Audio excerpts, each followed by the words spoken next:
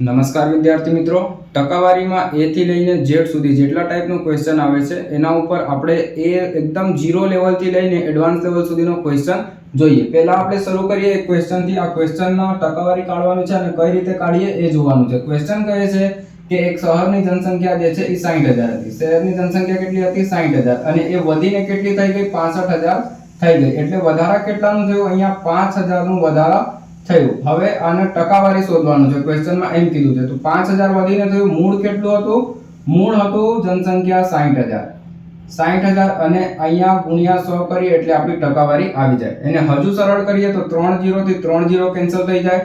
આ 5 થી 12 ટાઈમમાં આ કેન્સલ થઈ જાય. 4 થી કાપીએ 100 ને તો આ 25 વારમાં જાય અને આ 3 વારમાં જાય. એટલે હવે કઈ કટે? નહીં કપાય.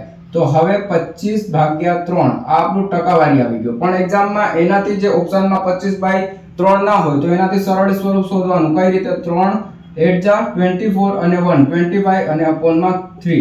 એટલે આ આપણું ફાઇનલ આન્સર થઈ ગયું. એક્ઝામમાં જો આ હોય તો એને ટિક કરવાનું, આ હોય તો એને ટિક કરવાનું. બસ આ રીતે આપણે એક શોર્ટ્સ વિડિયોમાં આપણે પર્સન્ટેજ આખું ને આખું એડવાન્સ લેવલ સુધી કવર કરવાનો પ્રયાસ કરીએ.